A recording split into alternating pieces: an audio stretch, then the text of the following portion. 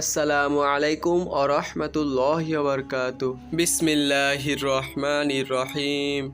শুরু হচ্ছে মৃত্যু সম্রাট অধ্যায়ের ফেরারি পর্বের প্রথম অংশ।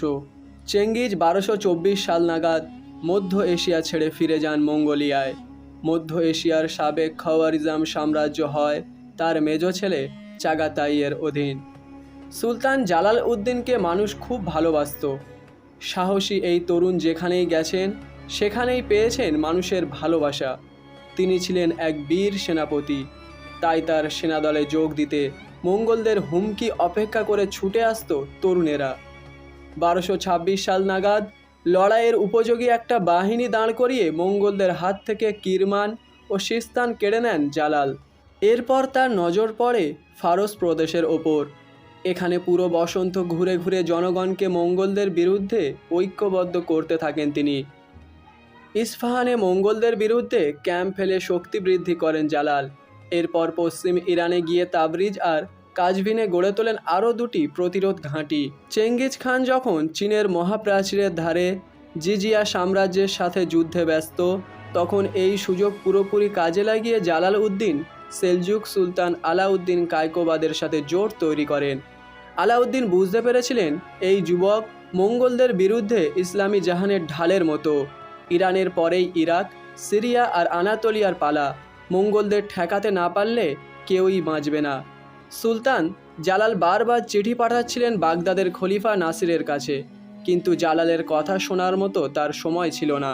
যখন শক্তি ছিল তখন খারেজমিয়ারা তার হাড় জ্বালাতন করেছে।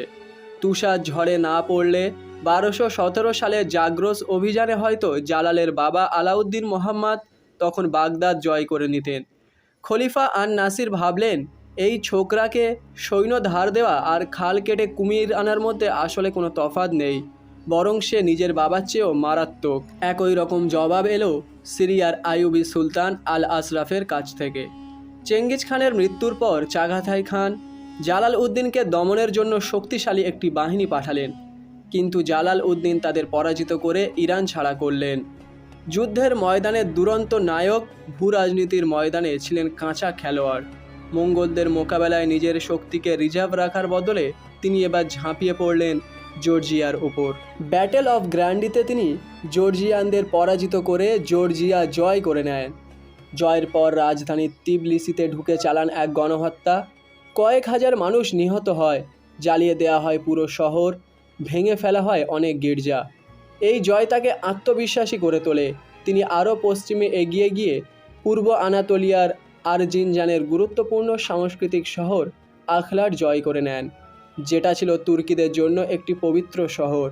আর এই আক্রমণ বদলে দেয় মধ্যপ্রাচ্যের রাজনীতির হিসাব নিকাশ। আল আশরাফ দেখলেন, আখলাট জালালের কাছে থাকা মানে সেলজুকদের সাথে জালালের সংঘর্ষ লাগার সম্ভাবনা 100-তে 100। এরই মধ্যে জালাল আবার হামলা চালালেন খলিফার এলাকা খুজেস্তান। এবার খলিফা নিজে কূটনীতিতে নামলেন। আন নাসির আর আল আশরাফ মিলে সেলজুক সুলতান আলাউদ্দিনকে বোঝাতে সক্ষম হলেন জালাল উদ্দিনের ভবিষ্যৎ লক্ষ্য আনাতোলিয়া ও ইরাক। আলাউদ্দিনও তাই সন্দেহ করেছিলেন, কারণ দিনে দিনে জালাল উদ্দিনের গতি ক্রমেই পশ্চিমে আগাচ্ছিল। আইয়ুবী আর সেলজুকদের মধ্যে জোট ঠিকই গঠিত হলো, তবে তা মঙ্গোলদের বিরুদ্ধে নয়, খাওয়ারিজমদের বিরুদ্ধে। আখলাট ছেড়ে দেওয়ার জন্য সুলতান আলাউদ্দিন সুলতান জালাল উদ্দিনকে চিঠি লিখলেন। জালাল উদ্দিন রাজি হলেন না। রাজনীতির মোড় ঘুরে গেল। আইয়ুবী সেলজুক জোট সিদ্ধান্ত নিল জালাল উদ্দিনের কাছ থেকে আখলাট এবং পূর্ব আনাতোলিয়া কেড়ে নিয়ে তাকে ইরানে হটিয়ে দেওয়া হবে। সেখানে যদি সে মঙ্গোলদের সাথে লড়ে টিকে থাকতে পারে তো থাকবে, নয়তো তাকে মরতে হবে। ঘাড়ের ওপর যখন মঙ্গোলরা বসে আছে, এমনই সময় ভাতৃঘাতী লড়াইয়ে নামলেন সুলতান আলাউদ্দিন কায়কোবাদ আর আল আশরাফ। তাদের সাথে ইয়াসি জামানের যুদ্ধে জালাল উদ্দিনের প্রায় পুরো বাহিনী ধ্বংস হয়ে গেল। সেই সাথে দারুণ ক্ষয়ক্ষতির শিকার হলেন আলাউদ্দিন আর আশরাফও।